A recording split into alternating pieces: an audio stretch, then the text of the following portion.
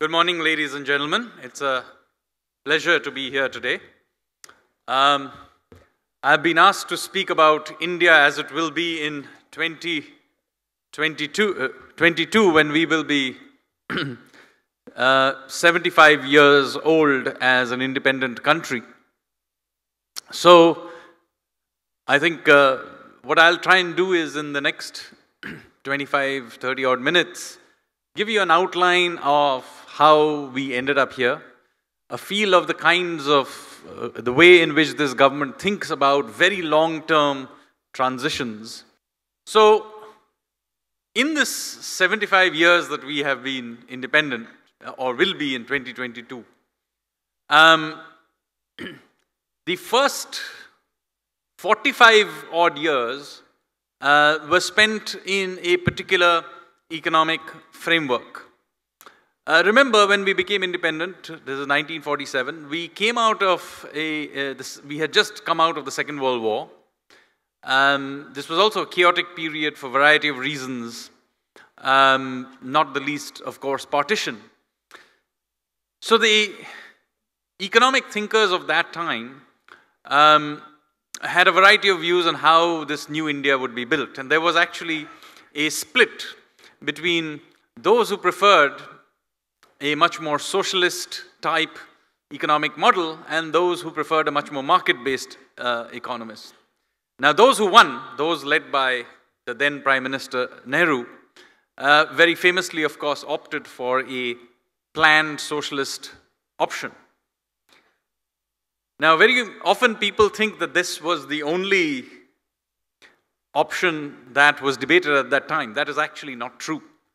There were many economists at that time who were of the opinion that a socialist approach to our economy was going to be a bad idea.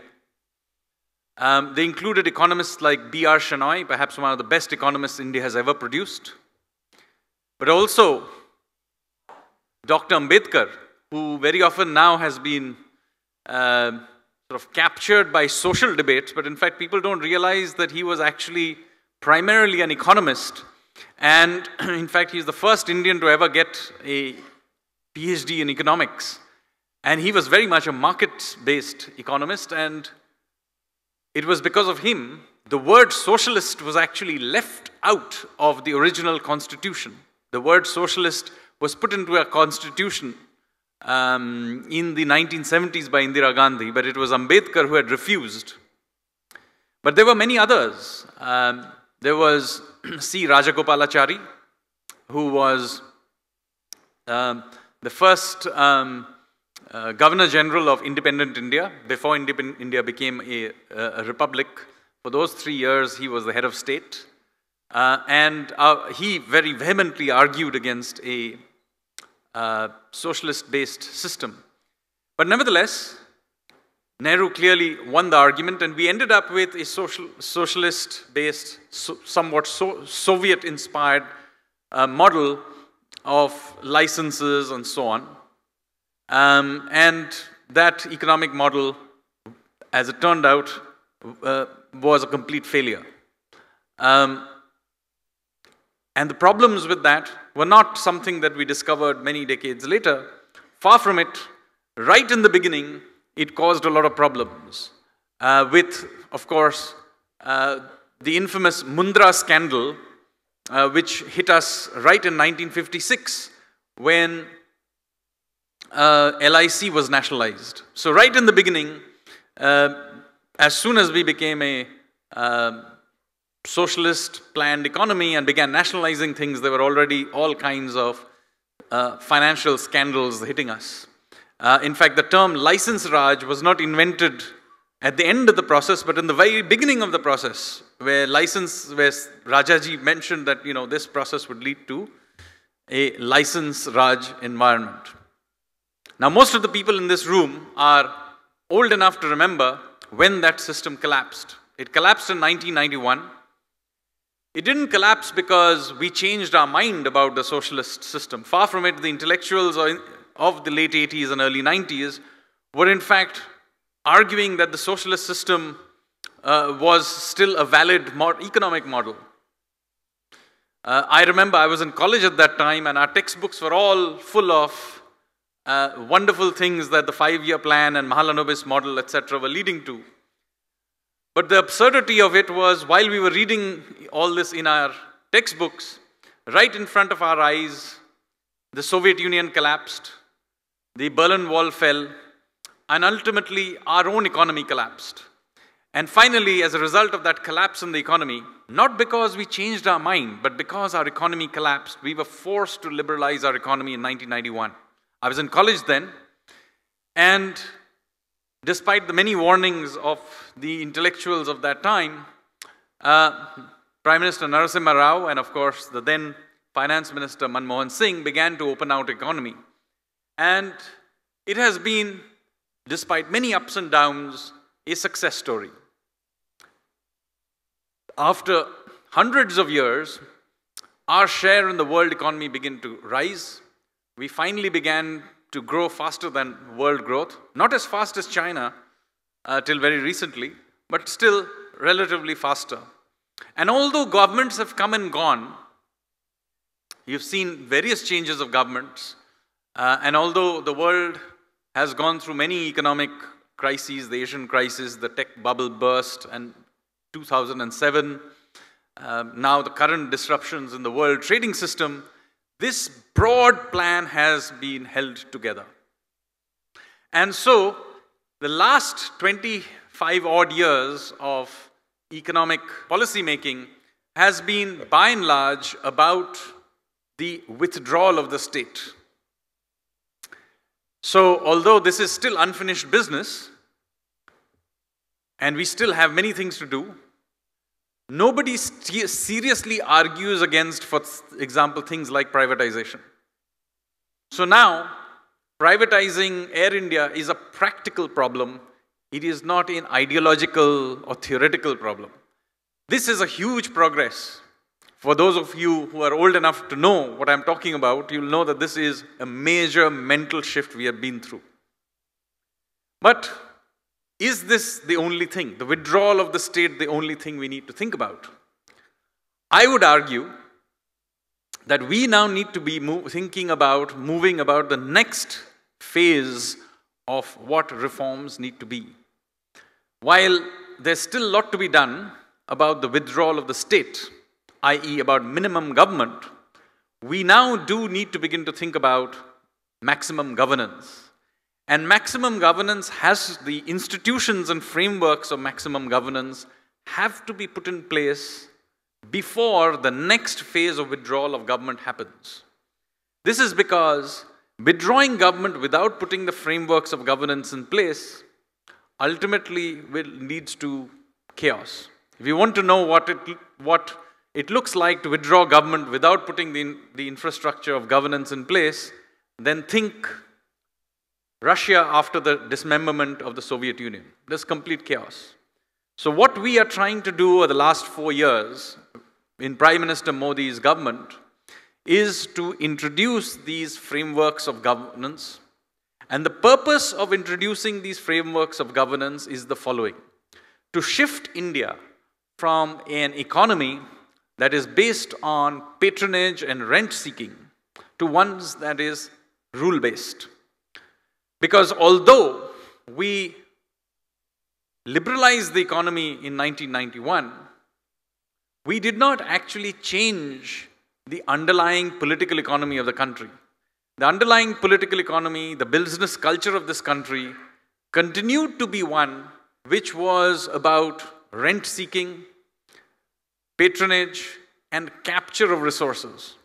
So whereas before 1991, the whole thing was about capturing licenses, after 1991, it basically became about capturing natural resource licenses, for example, mining licenses like coal or spectrum, or, for example, taking over large amounts of loans from the banking sector with the unsaid understanding that these monies were not meant to be paid back. So what you ended up with is, although the elite, a small elite continued to control India's business environment even after 1991. And so you ended up with a softer version of what you see in Russia, which is a small oligarchy effectively controlling and taking advantage. So rather than it being about value addition and about innovation, it became about who you knew how well, how much land bank you could create, how many large loans you could get, and then once you grabbed it, how much you could milk it. Now, this everybody knew and still knows is not something that will lead to a developed economy in the future. Certainly not by 2022. And so our purpose is that by 2022, for us to make this transition to one that is a rule-based system. And why are we trying to do this? We are trying to do this because we as a country pay a very high price for having to run our economy based on jugaad. Very often, many Indian writers and economists recently have tried to glorify this idea of jugaad, somehow making do.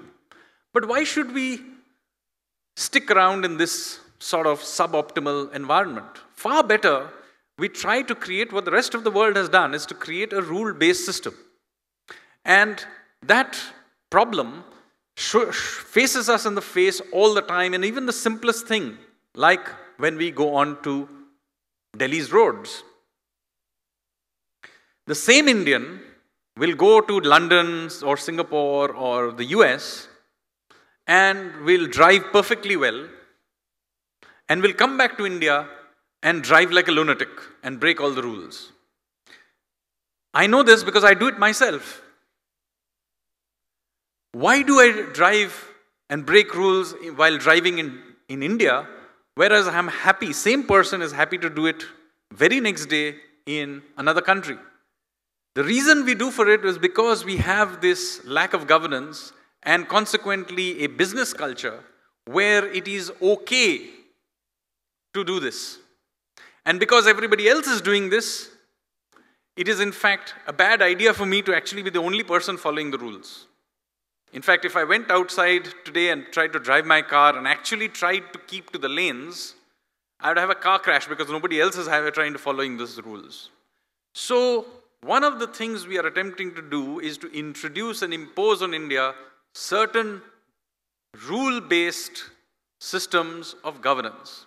And so, over the last few years, what are those frameworks of governance that we have attempted to introduce? And I'm going to give you a few examples, and then you will see.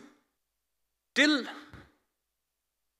2 or 3 years ago, we were effectively a high inflation country. As long as we can remember, we were a high inflation country. So yes, occasionally inflation would come down, but by and large inflation remained in the 8 to 10% range. And everybody basically accepted it. Yes, we weren't high inflation in the sense that, say, Argentina has hyperinflation, but we were a high inflation country and everybody accepted that something in the 8 to 10% range inflation was something that everybody thought, everybody would crib about it. Occasionally you would have dharnas against onion prices, but by and large everybody accepted it. Now this came at a big price, not only in terms of the fact that, of course, this, as everybody knows, inflation is an extremely costly thing for the poorer sections of society, but it also comes at another cost, is that we permanently ended up with a high cost of capital. So if we wanted to now lower inflation permanently, not a one-time reduction, but a permanent reduction in inflation, what did we have to do? So we created a new framework called the Monetary Policy Committee, which is an independent body. It's independent of the government, but it is also partly independent of the Reserve Bank because it has members who are non-Reserve Bank as a part of that committee. And they were given a mandate, a clear mandate, that they had to hold inflation in the range of 2 to 6% with a midpoint of 4%. And as a result of that, we have permanently lowered inflation. This is a very big deal Currently, despite oil prices and every other problem that you see, inflation is running at 4% now for quite some time. This is a non-trivial achievement. We have anchored inflation at this level, and we have done this while maintaining reasonably high rates of growth. The latest number that we got of our GDP growth rate assessment, not done by the government or even by the RBI, but by IMF, shows that this year, this calendar year, we will grow by 7.3, 7.4% and a similar rate next year. This makes us the fastest growing economy in the world, growing faster than China, significantly faster than the US, and more than double the rate of world growth. And this number has come out just 2 days ago, and this has been reiterated despite the fact that world GDP growth rate has been cut. Now, any other country which had done what we did, which was to lower our inflation rate by 500 basis points in the course of 3 years, would have had a recession.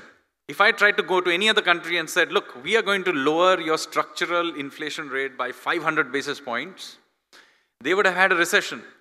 And the fact that we have managed to keep our growth rate going at the highest rate in the world during this transition is really a testimony to not just the government, but to you businessmen, to have been able to keep this country running through that transition. Because I know for a fact that you found it difficult through these many years when we went through this transition. When you lower the whole system down to a lower level, the transition is difficult.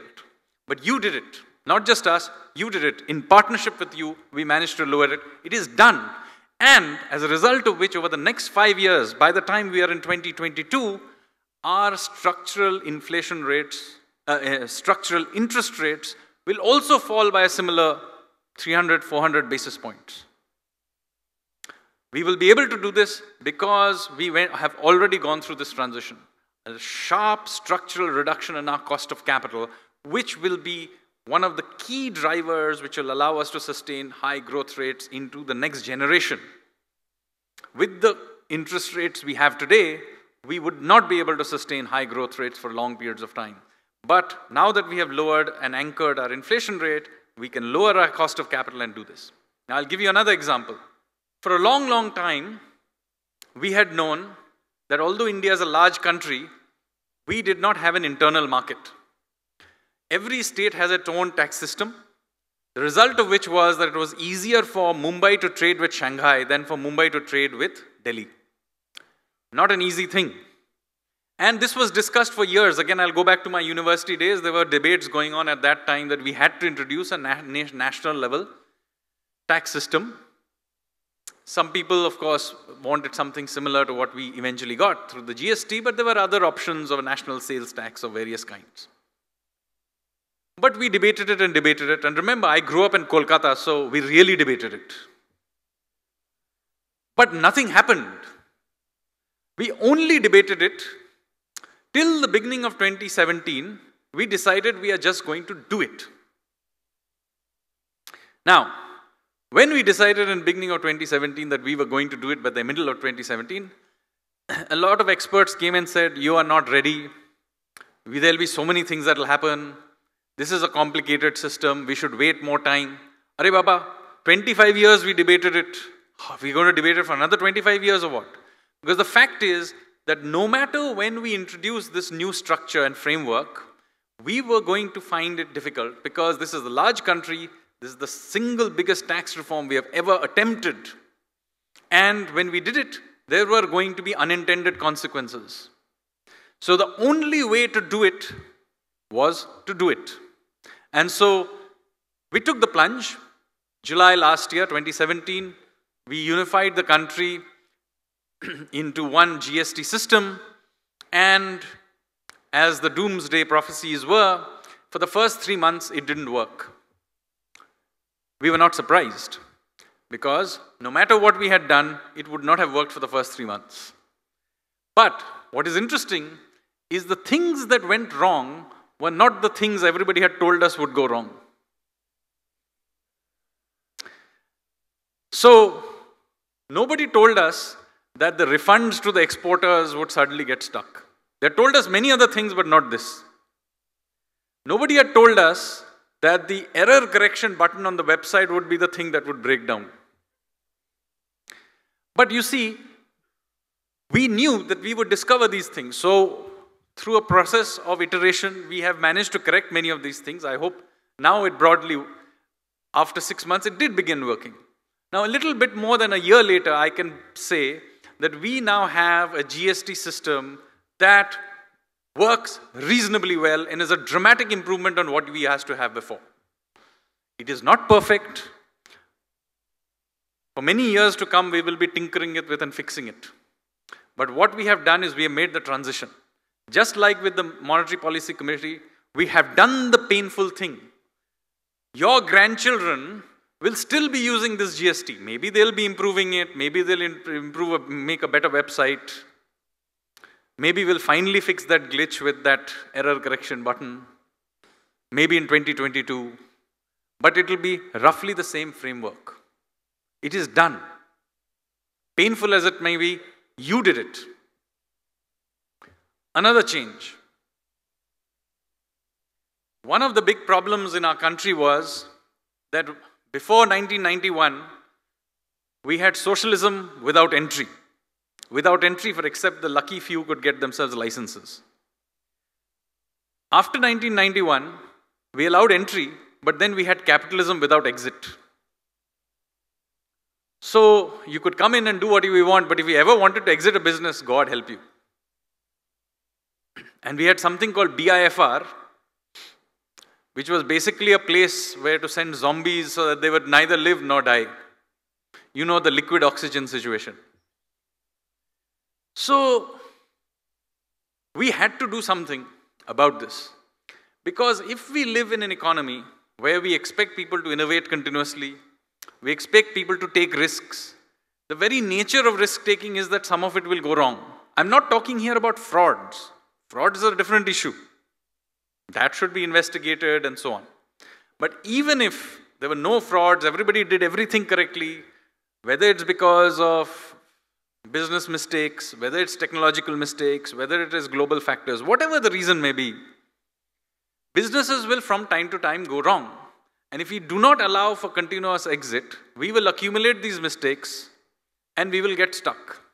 And this is essentially what was the problem. The creative destruction process was not happening. So again, this was accumulating in our banking system. So as a result of this, our banking system kept accumulating these bad loans. And of course, it became worse because between the period 2006 and 2012, we also went through a phase of very reckless lending for all kinds of reasons. So by 2015-16, it became obvious that we had to do something about the banking system, about this huge accumulation of bad loans in our banking system. And many ideas came. One of the obvious ideas, which you will have read about in the newspapers, was that let us create a bad bank.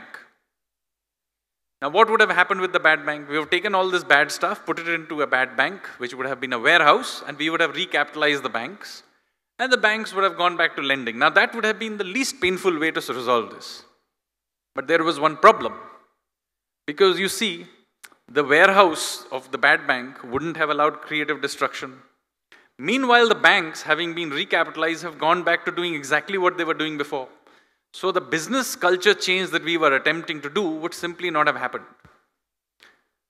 So we decided to use a completely brand new insolvency and bankruptcy code to try and clean up the banks. Now, you have to understand that this was a very gutsy political call because everybody knew that when we did this, it would impose a huge amount of pain on everybody.